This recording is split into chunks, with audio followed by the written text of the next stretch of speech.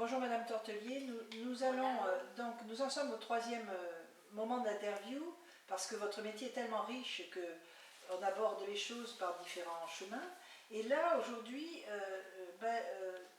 nous avons découpé ça, enfin vous avez précisé que vous vouliez nous expliquer quel logiciel vous utilisez en architecture, en bioclimatique, etc. Tout ce côté numérisation que les gens ignorent complètement, je pense que maintenant les architectes ne travaillent plus à la main ou très peu. Peut-être pour certaines choses, vous allez nous dire lesquelles. Et puis ensuite, ils utilisent de nombreux logiciels. Donc nous vous écoutons. Oui, donc en fait ce que vous m'avez demandé, c'est d'une part de vous expliquer les logiciels que j'ai pu expérimenter, par exemple pour faire des projets bioclimatiques. D'autre part, vous me posez la question de savoir si on dessine encore à la main, on travaille encore à la main en tant qu'architecte. Donc, sachant que la main, l'outil, le crayon, c'est quand même le prolongement premier de la pensée de l'architecte. En sortie d'esquisse, quand il a un projet ou une idée de client suite à une discussion, à une première séance de la mise en place d'un cahier des charges, un programme, enfin en tout cas pour moi qui suis aussi issue d'études artistiques et qui ai fait du dessin, il ne me viendrait pas à l'idée d'aller concevoir quelque chose directement à l'ordinateur, à moins que mon ordinateur soit lui-même équipé d'un crayon relié à une tablette qui me relie à l'écran, qui me relie à un espace de travail numérique. Moi, c'est ma manière de procéder. J'ai fait mon diplôme de fin d'études entièrement à la main, à l'encre, sur table. Et pour moi, ça va plus vite. Maintenant, pour certains, l'outil informatique va plus vite parce qu'ils aiment moins le dessin, c'est moins... Voilà, chaque architecte a son profil. Il y a des architectes qui sont plus voilà, dans la conception entièrement CAO-DAO. Pour moi, c'est quoi voilà, CAO-DAO? C'est au calque, c'est à l'encre, conception assistée par ordinateur, dessin assisté à ordinateur. Ah d'accord. Mais pour moi, ça va beaucoup plus vite à partir même d'un plan imprimé, ne serait-ce qu'une ébauche avec des espaces dessinés, calpinés, etc. une première fois, soit à l'ordinateur, peut-être avec des gabarits ou comment dire, pour certaines agences, des nomenclatures de traits, de couleurs, etc. Mais n'empêche que prendre un calque d'études, repasser, voir comment la cellule en termes d'habitation marche une première fois, refaire au calque ou redessiner un peu une axo à la main, une perspective, ça va plus vite, ça parle mieux, c'est plus efficace. Mais le logiciel, moi je peux vous en parler, je suis contente de vous en parler parce que j'ai fait un mémoire de niveau licence sur la place des logiciels dans les processus de conception. Parce que j'ai pu utiliser certains logiciels donc, de thermique, donc avec cette formation de 1 an que j'ai fait en bioclimatique, on a vu Casanova, qui sont des prémices en fait pour les études thermiques, ces petits logiciels, la Dialux, Realux, c'est aux études de lumière, des études d'ombre, où on va positionner les fenêtres, comment vont être éclairées les pièces. Et puis on a commencé à pouvoir expérimenter, parmi les premiers, on va dire, architectes et testeurs de logiciels de thermique, des logiciels qui faisaient l'interface entre des maquettes numériques 3D, telles qu'on les utilise en agence d'archi. Ok, ça va? Oui, je ne sais pas comment elles sont faites, ces maquettes 3D. Ça vous parle? Ben, en fait, c'est-à-dire que c'est pas que de la 2D, que le plan, les façades de la boîte, du cube, de l'enveloppe, c'est la maquette, c'est carrément comme une sorte de squelette de l'édifice en 3 dimensions qu'on va pouvoir tourner autour comme un vrai bâtiment. Sur un logiciel alors. Voilà, avec le détail des fenêtres, des ossatures, de la structure. Mais ça, c'est des logiciels qui ressemblent aux logiciels de bureautique ou c'est autre chose? Non, les logiciels de bureautique type Word pour faire les listes des matériaux, le cahier des charges ou Excel, les chiffrages, les lettrés, ça c'est des données numériques, c'est du texte, c'est du chiffre, du calcul, du nombre. D'accord? Ces données-là peuvent être extraites de ces logiciels 3D.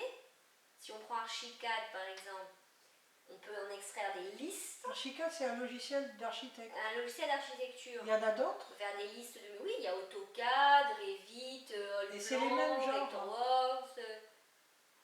C'est pas tout à fait les mêmes genres. Parce qu'il y a des grandes familles. Il y a AutoCAD qui à la base c'est du tracé à l'ancienne, plan planche à dessin, plan, façade, coupe, qui déroule du plan, mais toujours comme si on faisait des tranches dans un fromage en fait, ou alors qu'on a une maquette et qu'on la déplie.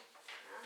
Mais AutoCAD 2D ne donne pas forcément la maquette de la maison en 3D. Archicad, lui, on va y implanter des poteaux, des poutres, on va pouvoir rentrer dedans en 3D, rentrer dans les pièces, intérieur-extérieur, et on va pouvoir, donc sur cette maquette numérique, demander au logiciel qui est intelligent combien de mètres linéaires de murs j'ai dessiné. Intelligent ou expert? Alors, il est expert. Maintenant, attention, c'est ce que je dis dans mon mémoire, c'est que même un logiciel, il est toujours programmé par l'humain, au niveau de l'ergonomie de la conception utilisée par l'humain, et même un logiciel infaillible, comme type Peronou, les logiciels de bureau d'études thermiques, ou expert justement pour ces bureaux-là, c'est des versions pro que j'ai pu utiliser. Il peut y avoir des différences même de calcul, entre des calculs faits à la main et des calculs faits par ordinateur pour un même plan. De beaucoup? C'est un delta. Non, Oui, c'est des petits deltas. on a des petites erreurs, alors on a des erreurs qui peuvent être de 5 à 10, mais rien ne vaut quand même quand on utilise l'informatique, la vérification. À la main. À la main. Même pour faire des C'est calculs mieux, ah. de métré, de niveau, d'autres types de calculs, il y a toujours un aller-retour nécessaire et je dirais utile. D'ailleurs, on peut citer une phrase d'un chercheur en ergonomie de la conception, en psychologie en fait, du travail. Hein, ça faisait aussi partie de mon mémoire, c'est la psychologie de l'ergonomie du travail. Donc le besoin du projet, le projet, comment dire, évolue en même temps que le besoin initial du projet va évoluer en même temps que le projet lui-même. C'est-à-dire au fur et à mesure de l'évolution, de l'ébauche de la maquette numérique, nous pouvons donc, comment dire, oui, dans ce bureau, nous avons beaucoup de monde qui passe et qui va, qui vient. Qui va, qui vient, oui, c'est un espace professionnel partagé. Et donc, je ne sais plus où j'en étais, oui. Pardon, j'ai perdu le fil de ma maquette numérique. Je vais faire return. Return. Et bien voilà. Donc en fait, ça c'est les. Bon alors, non, ce que vous disiez, c'est que il y a toujours un aller-retour entre l'humain et le logiciel. En fait. Voilà. Hein, c'est ça que vous vouliez dire. Oui. Et voilà, donc il y a une expertise du logiciel qui permet de diminuer peut-être les calculs de lui-même, mais qui amène quand même l'humain à revoir les calculs par moment, à certains points clés peut-être. Et après, donc, comme type de logiciel, ça c'est les logiciels pour architectes et pour tout ce qui est, comment dire, bioclimatique. Y a-t-il des choses particulières pour les audits énergétiques? On a par exemple le logiciel qui s'appelle Pléiade Confi, à partir d'une maquette ou ArchiWizard, à partir d'une maquette 3D, dont je vous parlais, de cette modélisation 3D qui va être échangée entre les bureaux d'études. Cette maquette 3D, on parle du BIM, du Building Information Models, l'information modélisée pour le bâtiment. C'est-à-dire que chaque fois qu'on dessine un poteau, ce poteau il contient des données numériques. Oui. Une hauteur, une largeur, ça c'est des données architecturales ou géométriques, spatiales, mais aussi il a un mini-programme. Il a des mini-données en fait. Les mini-données informatiques, c'est des objets intelligents. Ces objets intelligents ne sont pas que des bouts de fer en système filaire.